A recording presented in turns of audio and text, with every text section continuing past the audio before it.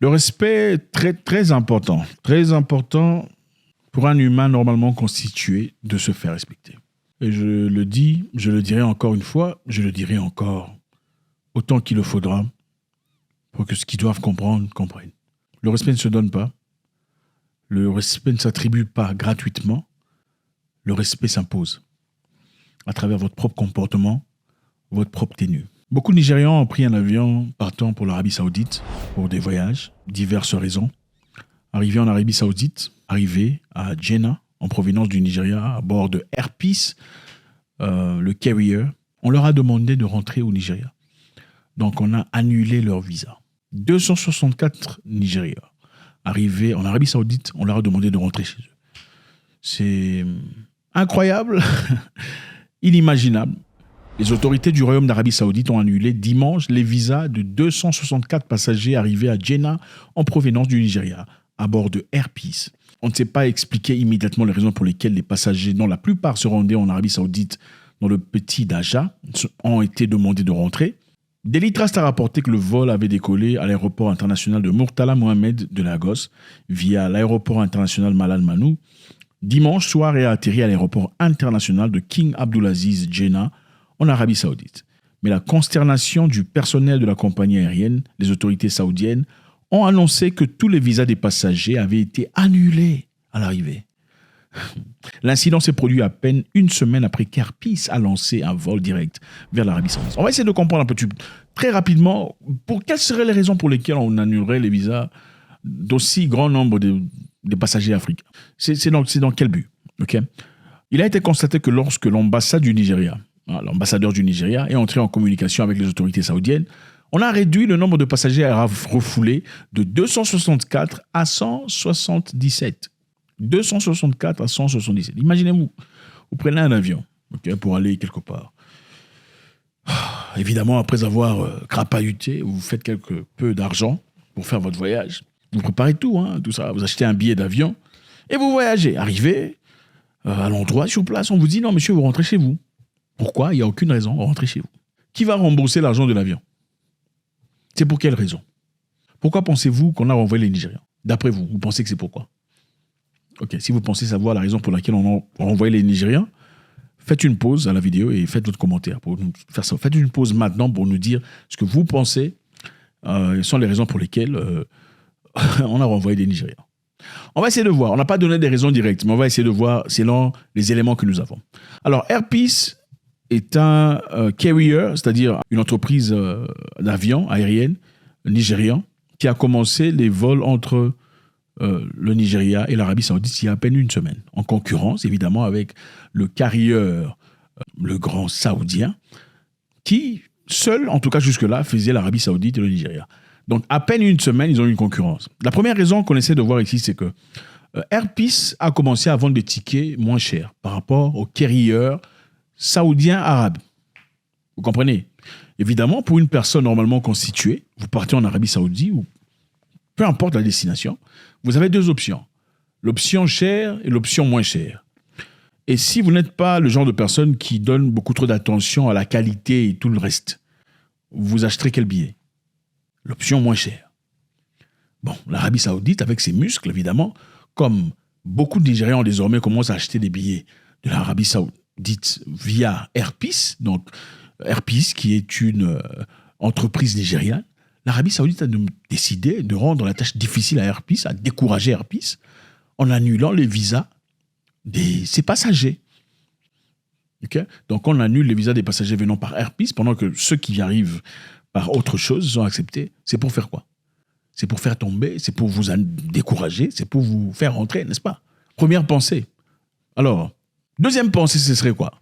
Nous savons tous qu'il y a quelque temps, en fait, pour ceux qui ne savent pas, ça faisait à peine un an, pendant toute une année, les Nigérians ne pouvaient pas partir à Dubaï.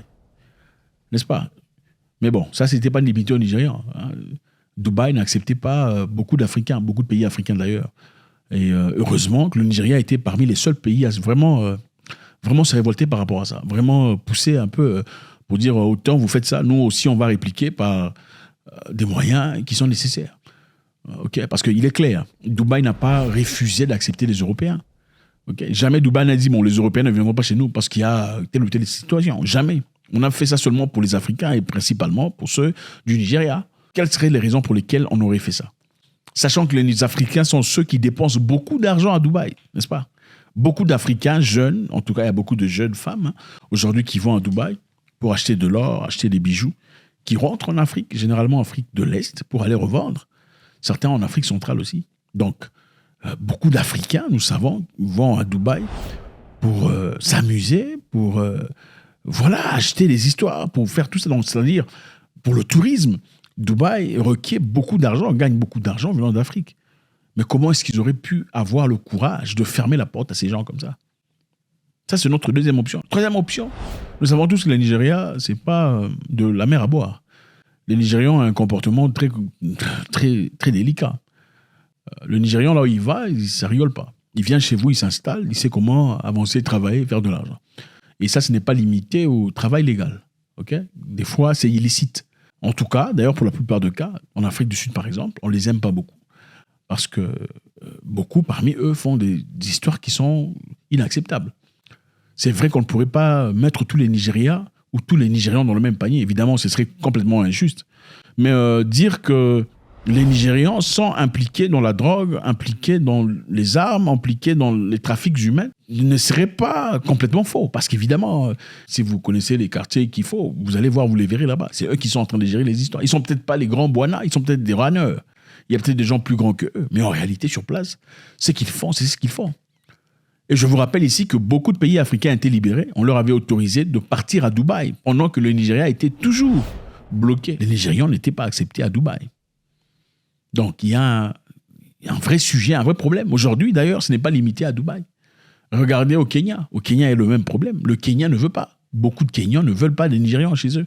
Regardez une vidéo ici. Even in Nairobi here, when you go to Kilimani here, we always see Nigerians opening, wanafungua bunduki, wanataka kupigana na the Kenyans. Those kind of things we have to make sure that they stop. If you go to Donholm, they are doing very crazy things with our ladies. And those are the things that in fact, even this week on Sunday, the police arrested 3 people. Some of them were Nigerians with fake money. Il n'y a pas que le Kenya. En Ouganda, on a changé de loi. Parce que la plupart des Nigérians venaient en Ouganda, épousaient des Ougandaises, parce que l'Ouganda permettait, je pense, après 3 ans de mariage, on pouvait avoir la nationalité. Et avec la nationalité ougandaise, à travers laquelle on peut avoir un visa plus facilement au Royaume-Uni, beaucoup de Nigérians quittaient le Nigeria, venaient en Ouganda, épousaient une Ougandaise, prenaient la nationalité et partaient finalement s'enfuir en Grande-Bretagne. L'Ouganda, après avoir compris que ces gens se servent de leurs enfants, qu'est-ce qu'ils ont fait? Ils ont changé la loi. Désormais, si vous venez épouser une Ougandaise, on ne vous empêche pas de le faire, mais vous attendrez 8 ans ou peut-être 9 ans avant d'avoir la nationalité pour décourager ces personnes. De même, en Afrique du Sud, comme je l'ai dit précédemment, donc ça devient un problème. On ne peut pas stéréotyper, je sais. Les gens disent « Oh, c'est stéréotypé ». Ce n'est pas stéréotypé, moi je ne pense pas. Quand on dit que vous êtes comme ça, ce n'est pas stéréotypé. Quand on dit que vous bougez les hanches, vous savez c'est de qui on parle. Bon, est-ce que c'est moi qui vous ai dit Est-ce que c'est moi qui vous ai dit de qui je suis en train de parler? Vous aimez remuer les fesses. Est-ce que c'est moi qui vous ai dit de qui il s'agit? C'est qui remue les fesses? Bon, est-ce que c'est moi qui vous ai dit qui remue les fesses? Comment vous savez que c'est ces personnes-là que vous pensez? Bon, c'est quoi stéréotypé? Il n'y a pas de stéréotype là-bas. Ça veut dire qu'on vous connaît, certainement pas 100% parmi vous, mais la grande majorité parmi vous, vous remuez les fesses, n'est-ce pas? N'est-ce pas? Les gens qui sont très impolis, là, très extrêmement mal éduqués, impolis, donc vous les connaissez. Ceux qui sont très impolis sur Internet et ailleurs, qui n'ont aucun sens de...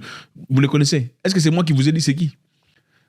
C'est moi qui vous ai dit? Non. Est-ce que c'est stéréotypé? Ce n'est pas stéréotypé. C'est parce que la grande majorité parmi vous, vous êtes très impolis, mal éduqués. Le cliché, en effet, est vrai. Ça veut simplement dire que vous ne faites pas ça. Mais les gens parmi chez vous, ils font tout ce qu'on est en train de raconter là. Donc, ça ne peut être cliché que par rapport aux exceptions. Mais la grande majorité dans la bêtise, c'est ça. Ce n'est pas la première fois que l'on voit un pays africain rejeter d'autres Africains. Les Nigérians sont révoltés pour ce qu'eux considèrent noble, c'est-à-dire ils cherchent l'argent au moins pour construire les maisons. C'est vrai, les Nigérians chez eux, ils construisent. Vous verrez, chaque Nigérian Igbo a une maison, en tout cas la grande majorité, une maison dans leur village. Quinois ont été rejetés, on les a chassés de Brazzaville, n'est-ce pas? Pour d'autres raisons, on les a chassés des Brazzaville. On les a aussi chassés de l'Angola. Quelle serait la raison pour laquelle on a ramené les Nigérians chez eux, en Arabie Saoudite? Vous pensez que c'est pour sauvegarder, préserver l'intérêt des Saoudis, de leur aircraft, de leur carrier, de leur avion, de leur entreprise? Ou vous pensez que c'est parce que le comportement du Nigeria en général est connu comme des gens qui apportent des choses obscures? Il y a aussi autre chose, je pense qu'on ne devrait pas regarder à côté. Il y a quelques jours, d'ailleurs, Air Peace nigérian, il a fallu cracher au Nigeria. Pourquoi? Parce qu'il y avait des algues sur le tarmac.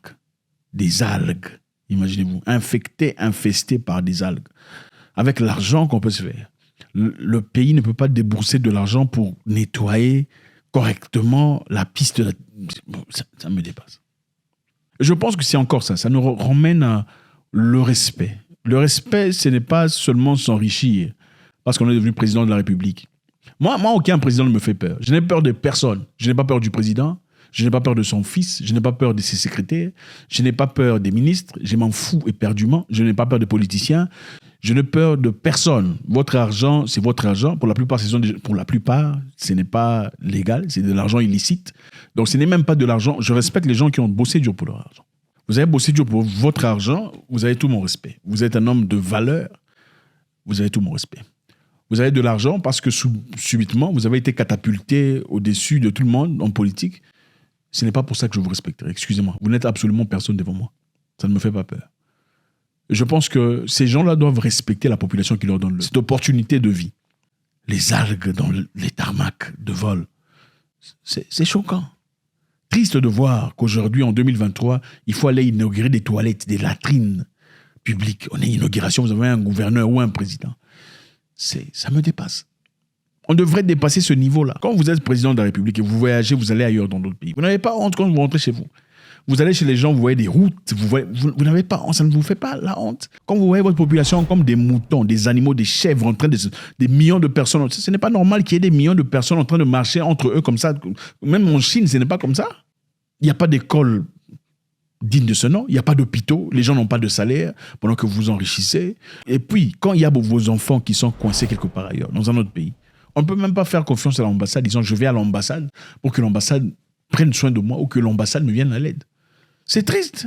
En Afrique noire, j'ai vu seulement les Sud-Africains sont ceux qui sont capables de dire « Ambassade, je suis ici coincé au Burundi, j'ai un problème ABC, on envoie un véhicule pour venir te chercher, de décompter ton problème et te ramener. » C'est seulement l'Afrique du Sud, je vis au Brésil, ambassade, je suis en difficulté. L'ambassade envoie une voiture et des gens venir décompter ton problème contre la police, on te ramène. Quel pays africain est capable de faire ça? Combien?